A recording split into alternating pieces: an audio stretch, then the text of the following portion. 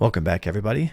Today we're talking about dumbfire torpedoes, understanding how to make the shots, understanding how to understand the indication system, and the fact that we don't have a bore sight or any kind of HUD display.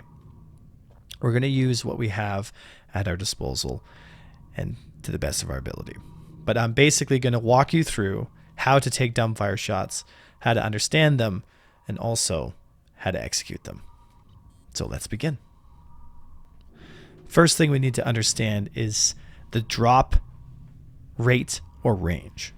Now, a lot of times if you're firing something from an eclipse, the torpedo doesn't fire directly straight and true from where she drops. Once you fire the torpedo will drop 100 meters from the point of where it's fired from to where the booster rocket turns on and the flight path becomes static. So if you were to imagine this drawing here, okay, and you were to line up on a target, what's going to happen is once you pull the missile button in an untargeted shot, which means you don't have anything targeted, you just have opened your bomb bay doors, you've had the missile indicator system telling you it's ready to launch, and you've pulled the torpedo button. As soon as you do that, what will happen is the torpedo will fall 100 meters from the bomb bay doors. As long as you maintain an altitude and a vector, which is in tandem with the torpedo that you fire from, the torpedo will inherit the velocity of the of the ship. So for example, in this case, the Eclipse, if traveling at around 500 to 580 meters per second, the torpedo will fall 100 meters in line at the speed of the launching platform, and then its booster rocket will engage. What's important to understand about this technique is that if you do not have a lot of velocity and you fire a torpedo, the torpedo will not inherit enough speed to effectively hit the target, which in a lot of cases means that the torpedo will fire and just take too long to get to the target, allowing the target time to move away from the shot zone. Okay, so if you're going to take a shot, make sure that you try at your best to pull the trigger when you have a torpedo at around 500 meters per second. Anything more than that and you're running into desynchronization problems, and also when the booster rocket applies, it actually might slow the torpedo down if you're firing from too high of a speed. So it's best to only fire the torpedo at around 500 as to make the best shot you can. Also, understand something about torpedoes is that we don't have a bore sight system, but we do have, at least I guess you could call it, a jury-rigged bore sight system. So even though we don't have a bore sight, what we can use is our nose.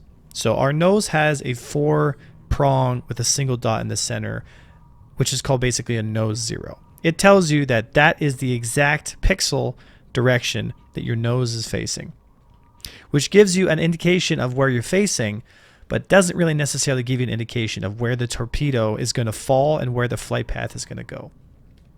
So to the best of my knowledge, and what I've used as an indication system, is if you were to take the 4 prongs, the very bottom prong, at the very tip of the bottom prong, if you use the bottom prong as if it's the front sight of a rifle, and you line that up where I've indicated with the yellow line, when that prong meets the yellow line, that spot right there at 1,000 meters will have the torpedo land pinpoint on your target. So even though we don't have a bore sight, if we marry our vector nice and flat, so we're not strafing in either direction, we're staying nice and flat as we guide ourselves in onto the target. And it's very important you do this, that you don't have any strafe inputs applied. As you wait for your vector indicator, the little plus and minus or the greater than, less than indicators, if you wait for those to be directly in line with the nose reticle you have, you get your speed up to 500 meters per second, you fly nice and flat, you line up your shot, and you fire at just under 1,000 meters, you'll hit directly on that front pip, as long as assuming the target isn't able to get away from your torpedo. That's why we want to fire at high speed, so that it reduces the amount of time somebody has to respond and react to a dumbfire torpedo strike that is about to happen. Now that we understand these fundamentals, let's watch the video of the Idris strike, and now that you've learned, let's see if you can pick this up. For manual fire, let's go. Oh, okay. Wait, aligning. I'm aligning as well. There you go, yep. It's away. There we go. Nice shoot. Alright, do we go from the front again? Yeah, we got to get the front again. So Crazy, you're going to guide us in. Sure. So get on Crazy, Hippo. Yep. I'm ready. Go. Alright, go ahead and let's go.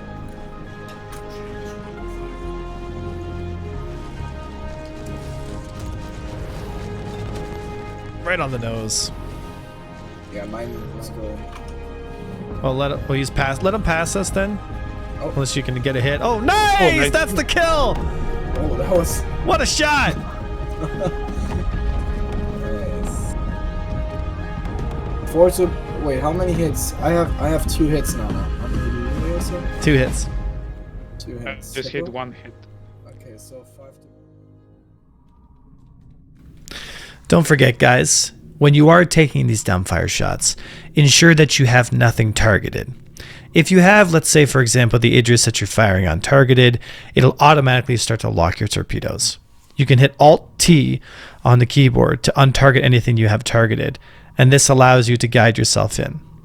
Be also aware that you can use the ping system to show essentially a 3-dimensional model of whatever you're engaging. So if you ping and ping and ping and ping and ping, what you can do is, if it's very dark outside or dark on a moon or whatever you're doing, you can ping to use that as a reference point to be able to see essentially in the dark for a little bit and to be able to guide yourself in on a shot. I hope this was helpful, folks. I hope you now understand a little bit more about dumbfire torpedoes, how to utilize them, and also the immense dopamine rush that comes from hitting player hammerheads or anything else like that with a single size 9 dumbfire torpedo. It takes an incredible amount of skill to guide these torpedoes in without any targeting system whatsoever. But if you can make these shots, it's some of the most incredible gameplay in Star Citizen you will ever have. Happy hunting out there, folks. I hope this video was educational, and I hope to see many more torpedoes flying towards their targets in the future. Thank you so much for everybody who's been supporting myself and everybody here at Avenger Squadron. We hope to see you guys all up for stream and for the next YouTube video. And as always, my name is Avenger1, and I'll see you next time.